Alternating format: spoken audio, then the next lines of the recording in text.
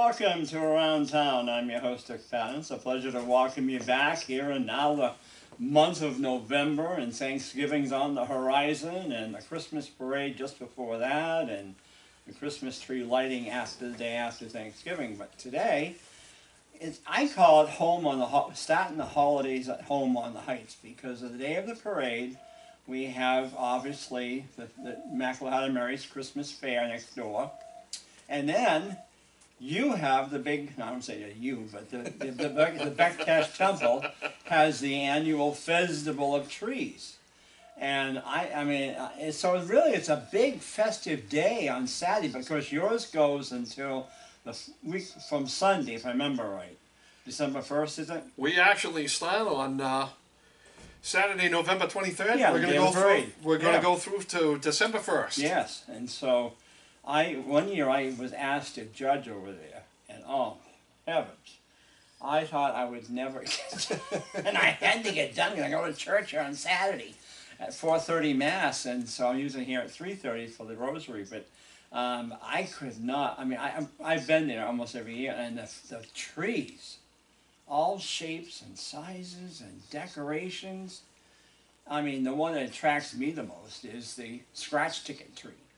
You like that one? Oh yes, I love scratch tickets. And oh my God, that tree, Brian, is loaded with scratch tickets. I don't know about megabucks tickets, but scratch tickets. Oh, everything from $1 up to the $25, and of course. Yeah, usually the fellas and gals get together and they do a pretty good job. Oh with that. My gosh, I love that tree.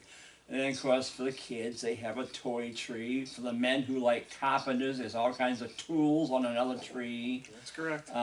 If the women, the ladies who like to cook, there's a tree decorated with cake mixes and cookie mixes and all that stuff on there. And let's see. Folks get quite creative. Oh, they do. Folks get quite creative. And they you put can together, you can bid on these trees too. They put together some pretty interesting thought. Yeah. A lot of the trees. You know, there's usually about 125 of them. And of course they're donated by local businesses and local folks here in the Concord area, and certainly we appreciate all their efforts, because they just do such a great job. Oh yeah. And every year it almost seems like there's a competition amongst these folks. Oh yeah. As to who's going to outdo whom. Yeah.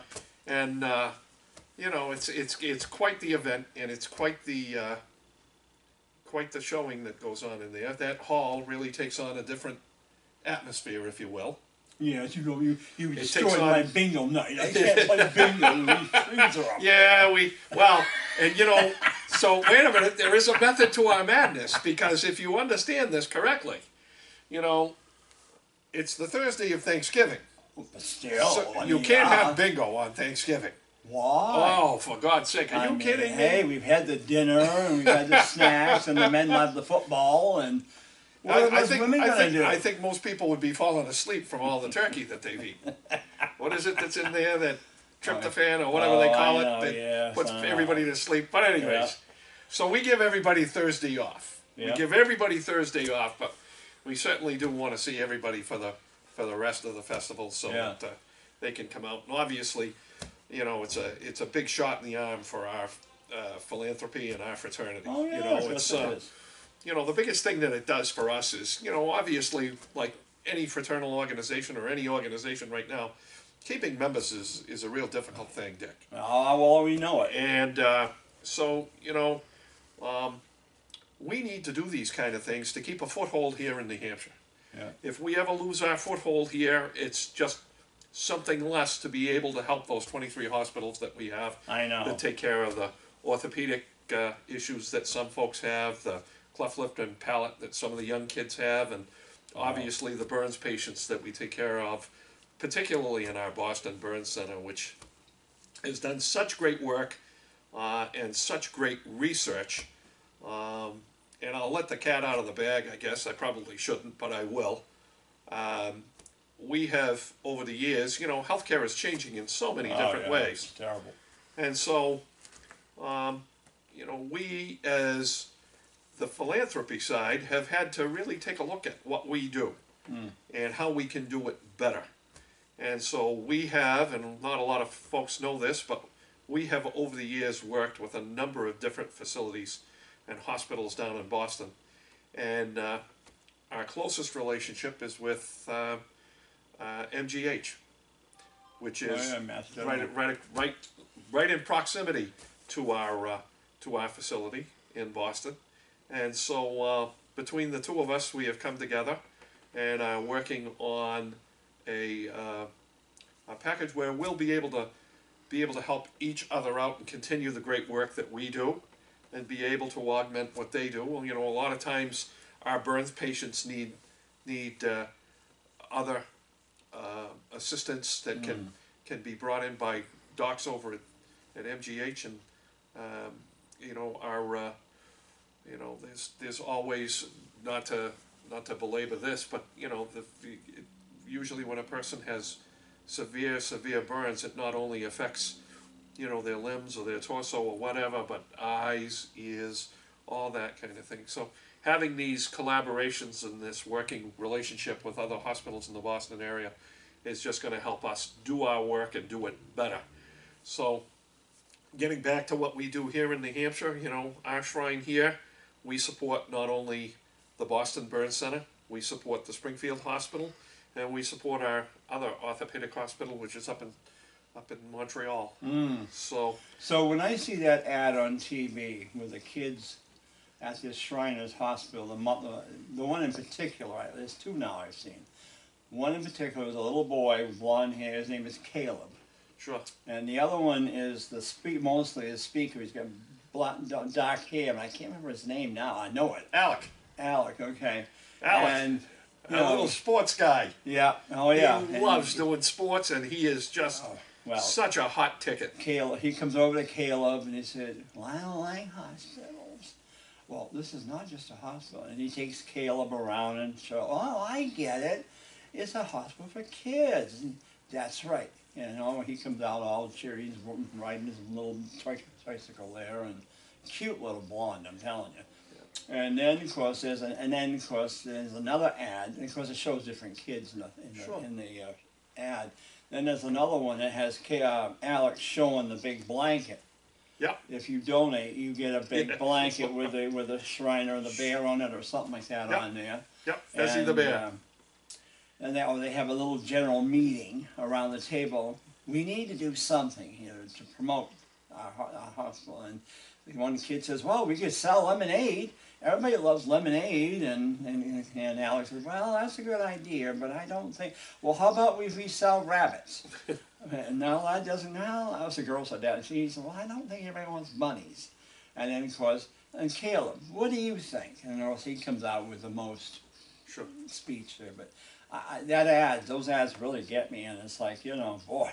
I mean, it's something that you know, if you spend any times, and I haven't spent as much time as I should at our hospitals, but the hospital that I've spent a lot of time at, I should say I've probably split my time at, is between Springfield and Boston. Now, when you say Springfield, you're talking Springfield, Mass, or Springfield, Vermont? Springfield, Massachusetts. Oh, okay. Yeah. Springfield, Massachusetts. And the interesting thing about the Springfield Hospital, they do a lot of orthopedic things out there, but they have actually just gone out and started a section of what they do that is particularly driven towards young kids, young student athletes, and athletics, and some of the injuries that orthopedic injuries that these young athletes are seeing, and they're bringing in athletic trainers and other folks so that they can be better prepared for what they might find on the field,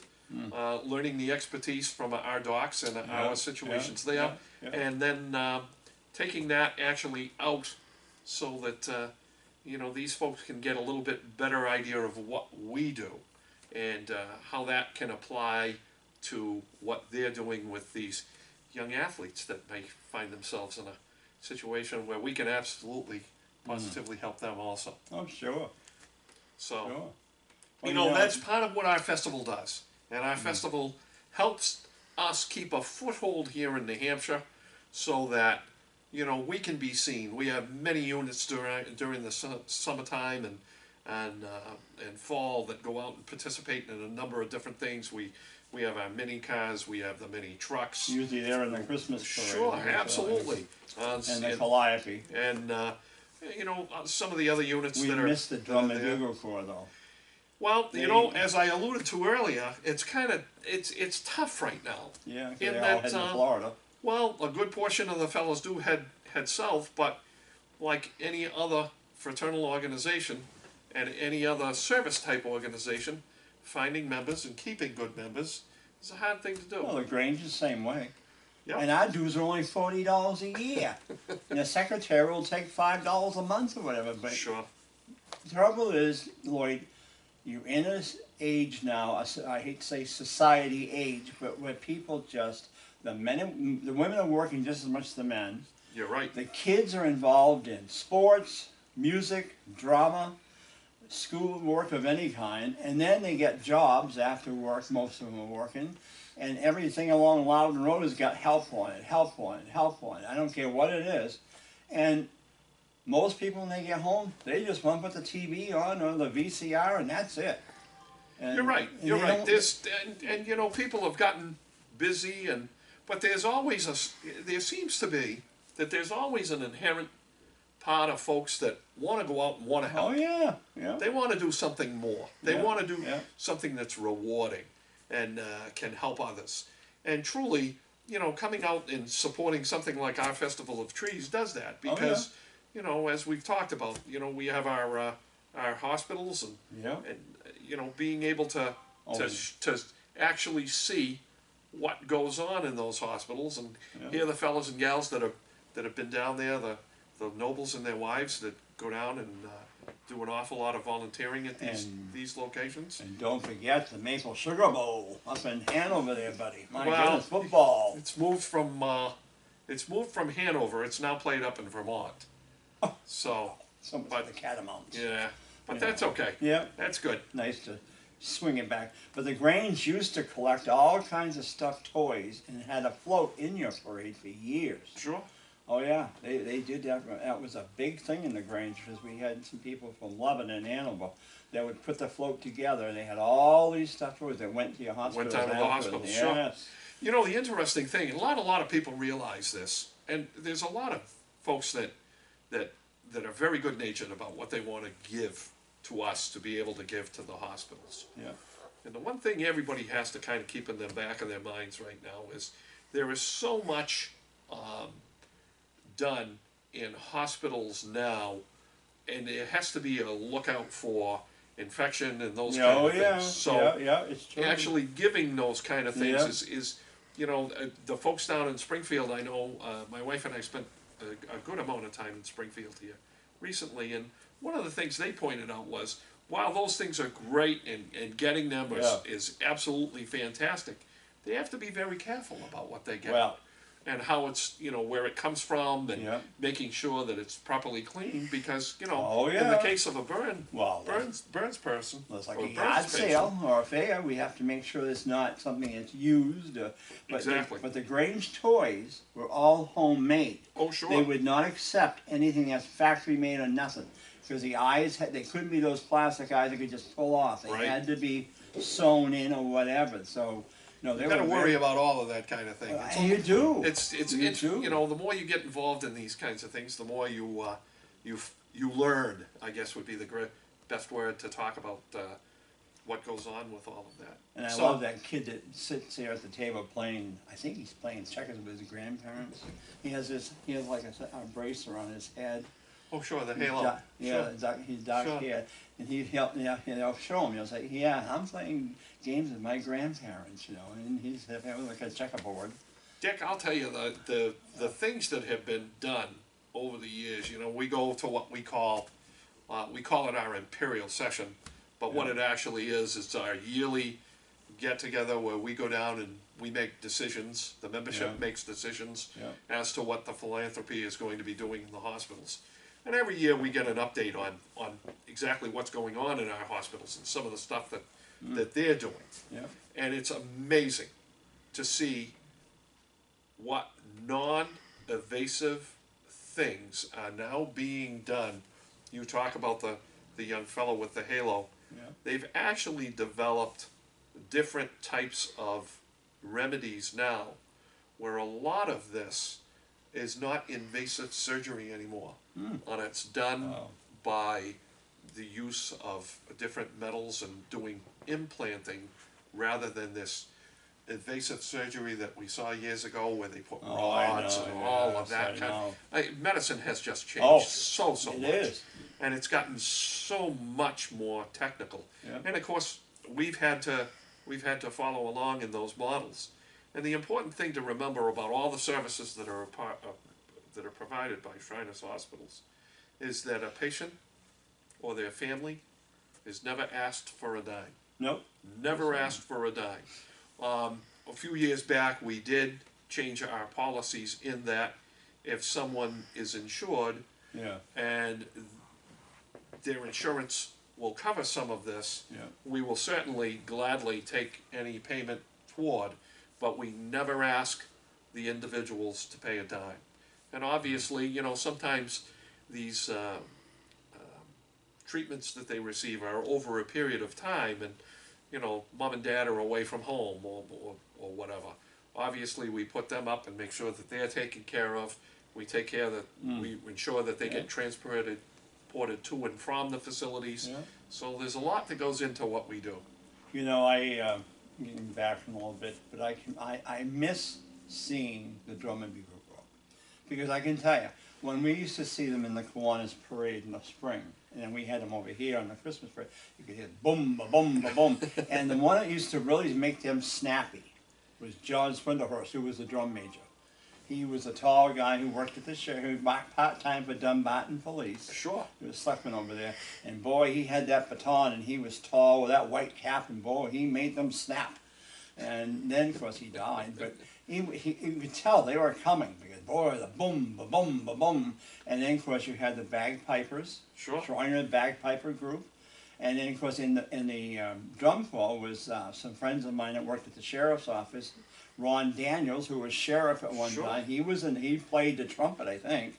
And then Waldo Martin was in the drum corps. He played, I don't know if he played drums or what he played, but he was in there too for a long time. So it was like, you know, it was a big thing. I mean, and then you had the Shriner band that rode on a bandwagon. Well, actually, I'll tell you. So how I got involved in the fraternity, I was probably 6 or 7 years old, 8 years old. My father was a Shriner. Yeah. And Dad played in the Temple Band. Yeah. He was a trombone player. Yeah. He was an Army bandsman during World War II. Wow. So came home and settled down and settled in Manchester and became a member of the Masonic fraternity, and then went on to become part of the Shrine fraternity and got involved with the band. And I can remember being a young man and on weekends when there were parades, it was excuse me, it was almost like father and son time. And so I would tag along with my father and go to a lot of these different parades. And you know, as you were talking about, it was fun because, of course, by the time I got involved, which was not all that long ago, it's probably been only about 10 years that I've been truly as active as I could be, and got involved with the drum corps. And you talk about the drums being able to be heard. One of the last parades that we played was up in Ottawa for our Northeast 2 years ago, and I'll never forget. We were starting off, and we were just a little ways away from where the Parliament building was. And all of a sudden, we decided we're cranking up and getting ready to roll. And the boys started playing those drums. And so as we're coming up the hill, of course, they're vibrating off the sound is vibrating off the buildings. And I never really realized how loud that could be. Well, see, I used to work on this Pittsfield Old Home Day Parade for 30 years. Oh, sure. I remember that committee. And Royce Elkins, who was the postmaster over there. Sure.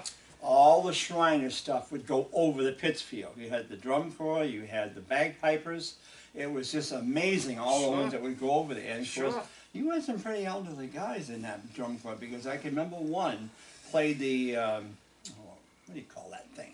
It's got like different keys, and you hold it and you tap it with a thing. Glockenspiel. Yeah, that was, I That's was what thinking it half is. cop thing, but it was not. That's what it But is. he used to be at the The back only of the reason parade. I know that is my sister used to play it. He used to. He was at the back of the parade, and he would. You could see him, and he was tall. He was up there in ages. But Sure. they used to march, boy. Sure. Of course, they Well, always. and that goes to the point of, you know, you go to a lot of these parades, and you know, more to your point, the Pittsfield parade we played up until 2 years ago. Yeah. And one of the interesting things were we were one of the last marching units. There were a number of bands that would be in it, Yeah. but they'd all be on a trailer or Well, on a Never's flatbed. band. Never's band was one. Sure, Because George West was in the Shriner band, drum corps too. sure. And then, of course, they had the Hollistown. Yeah, because they don't march. Yeah, it's harder to find the folks that actually go out and do this kind of thing. That's what Brian. That's what I mean. I did the parade on it for 49 years, and you know that's what he's finding this year as chairman now because we run into all state rehearsals for the high school bands. Sure, sure. And you know the other ones want anywhere from 1,500 to 2,000, or if you want the Spartans from Nashville, $4,500. Wow. Londonderry 3,500, Yeah. 4,000. Salem, Pinkerton, all of them want $3,000 more to match. And a lot of those kids, a lot of those bands, you know, they do a lot for the young Oh, yeah. young kids. They do. They do a lot, you know, they do a lot of traveling Yeah. and get to do things that back when we were in high school we would have never dreamed of being able to do as part of the Oh, band, I know. you know. Yeah. So you Well, know, and it's me, good. I played the accordion, and they didn't want accordions and bands. I wanted to be in the Nevers band so bad, but they didn't accept accordions. But we need to get back to your festival Sure, trees. sure. Kiddo. I know Santa Claus will be there. Santa Claus will be there You every day. You have a bake sale over there. You have Oh, lunch there's food. plenty. Oh God, there's plenty of You food. know, So and- please, if you're coming, come hungry. And And you the have, folks back there, there's always some sort of a special that the chefs put together every day. Yeah. There's something a little different, something always out there that to grab someone's interest and to make the taste buds tingle, I guess would be a I good way guess of so, putting it. yeah. Oh. And Well, if it's seafood chowder, I'd be there in a minute.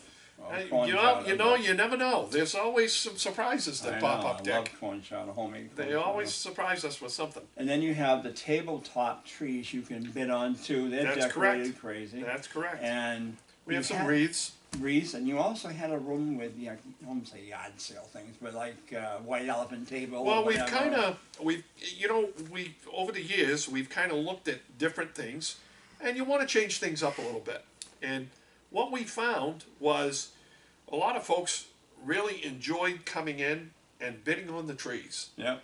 So those items were, while they were nice, and it was, folks kind of wanted to come in Yeah. and they wanted Yep. to look at more of the Christmassy type of things, and the trees, and you know the wreaths, and of course, like you were talking about the smaller trees or the smaller ceramic trees Yeah, that yeah, some folks yeah, have donated over the years.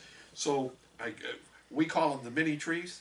Yeah. So we have the mini trees, we have the regular trees, and Oh, then yeah, sure. you have wreaths that people put together. You know, one of the things that I have always truly been impressed with is there are folks that go out and they'll do like a tribute tree Yeah. to a family member. Yeah. Yeah. And whatever that family member's particular interest was. You talked about, there's a couple of different times where there's been folks that have Yeah. done, fellas that were carpenters yeah, are good yeah. for their hands, they had tool trees. Yeah. Or you had the folks that maybe it was some a younger person or that passed away, and they had a particular interest, and they looked into that, and they were just thrilled to be able to put together a tree that would spark some interest there. We've had all kinds of different things where folks have put some real thought into what Oh, they've yes. done, and every year it's amazing to walk through and just see what these folks do and what they put together, and the thought and the beauty of what they come up with is simply amazing. I It's saw amazing. one tree for girls that had Barbie dolls. Oh all God! over it, Ken and They've Barbie, had Midge. they've had Barbie. They've had the My Little Ponies. They've had whatever seems to be the flavor of the year. That is what these folks seem to put together for a tree. There was one tree that I did bypass. I had to tell you. That was the tree that was all decked out in salsa and Oh. spicy stuff. Oh, Oh. my God! No, thank you. I can't do that one, but I'll do the rest. But isn't it amazing? Oh, I know. The creativity and what people put together I know. for I'm trees. stupid. For us. I would never. I am amazed at the creativity of the folks that donate to us, and obviously that just helps us do and Well, do what we do Can even do it better. can I convince somebody to do a Michigan Wolverine tree in blue and I'm going to tell you something. Dick, if you were willing to put together a Michigan tree, I think I know. Well, I got a blue tree home. I think we could find a prominent spot for it, sir. I got a blue tree home. We got 2 minutes left, but I do want to say that it's such a great event, and I hope that after the parade, people will go here and over there, and you're there all day. We are there for But most I'm a little days. bit upset with you because those people who want to play bingo can't have a little room that they can go in and play bingo, or no keno. Well, I'll take that back to the boys, and maybe we'll discuss that at one of the meetings. We'll come up with some great You idea. must have a little room that you could have bingo cards out in. Jeez. I don't know. We'll figure something It out. could be like a mini casino there. But here's what I would love to see. I would love to see all of our friends and folks Oh, that there you want to go. help us out Yep. anytime between November 23rd and December 1st. December 1st to Now come you're on closed over. Thanksgiving. We are closed on Thanksgiving Day. That's the But it's only what, day. 9 a.m. to 7 p.m. Generally speaking, we are there from 9 to 7. Okay, good. Yep. All right. Admission. And admission is we ask $5 Yep. for Yep. adults, Yep. and then the kiddos, bring as many as you'd like because it's all about the kids. How many years has this been going on? We are well over 20 years of Okay. doing this. Well, we're coming to a close around town. We have been talking with Lloyd Doughty, who I've, like I said, known for many years down in Hillsborough County and Manchester PD, and it's good to see you again, good to see Lloyd. you again. Finally in person. I know, and after I know all it. these years. We've been doing all this emailing This and is all my- that this- other if kind I of hadn't stuff. had a stroke, this would have been my 45th year of being a dispatcher. Oh, And this month, actually October. But I want to thank Brian Blackson, my director, and please go over to Pembroke Road. If you're not sure where it is, it's near 106, coming back towards the Heights, or go down Pembroke Road past the church here. I'm not past the church, past Community Bridges, the old Sprague Electric, and you'll come right down to it on your left, and can't miss it. With a big statue out front of the Shriner there. there you go. And again, support this festival of trees. You won't go home disappointed. Thank you, guys. Thank you. Oh, hey.